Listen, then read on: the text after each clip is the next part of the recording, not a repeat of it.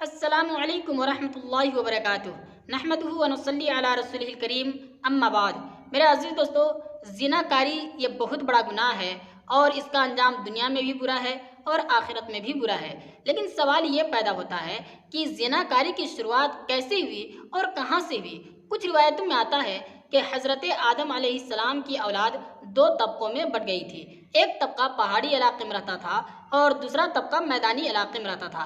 लेकिन बात ऐसी थी कि पहाड़ी इलाके के जो मर्द हुआ करते थे वो बहुत खूबसूरत हुआ करते थे और उनकी औरतें बदसूरत हुआ करती थीं। दूसरी तरफ मैदानी इलाके के जो मर्द थे वो बदसूरत हुआ करते थे और उनकी औरतें खूबसूरत हुआ करती थी।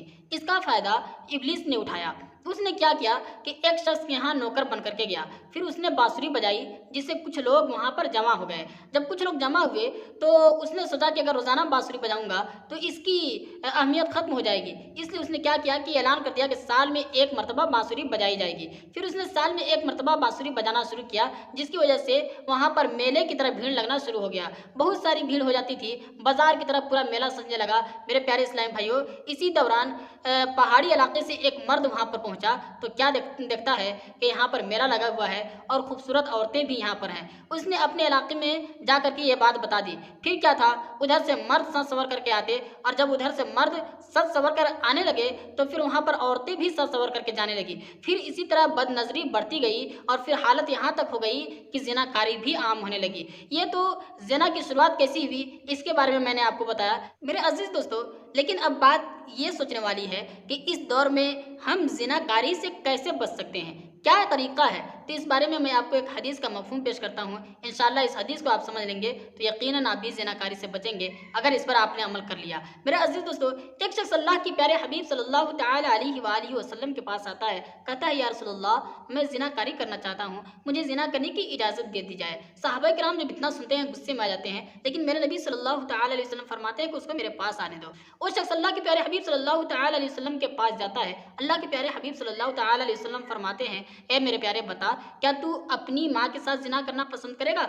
उस शख्स ने कहा या रसूलल्लाह अल्लाह की कसम ऐसा हरगिज़ नहीं हो सकता। अल्लाह के प्यारे हबीब ने फरमाया, ए मेरे प्यारे, हर शख्स अपनी माँ के बारे में ऐसा ही सोचता है। फिर आपने सवाल किया, ए मेरे प्यारे ये बता, क्या तू अपनी बेटी के साथ ज़िना करना पसंद करेगा। उस शख्स ने कहा या रसूलल्लाह ऐसा भी मैं हरगिज़ नहीं कर सकता, अल्लाह की कसम ऐसा नहीं कर सकता। अल्लाह के प्यारे हबीब फरमाते हैं हर शख्स अपनी बेटी के बारे में ऐसा ही सोचा करता है। फिर अल्लाह के प्यारे हबीब सल्लल्लाहु तआला अलैहि वसल्लम ने उसे पूछा, ए मेरे प्यारे बता, क्या तू अपने खाला के साथ ऐसा करना पसंद करेगा। उस शख्स ने कहा या रसूलल्लाह अल्लाह की कसम मैं ऐसा हरगिज़ नहीं कर सकता।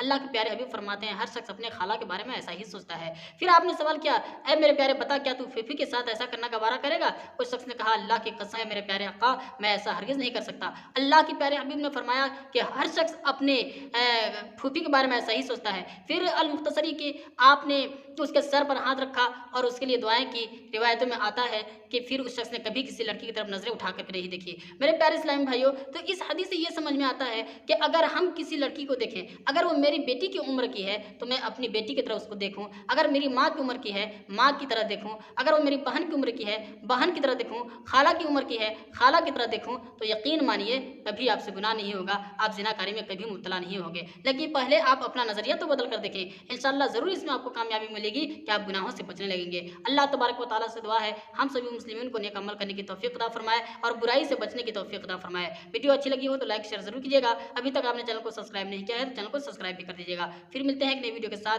तब तक के लिए खुदा हाफिज़।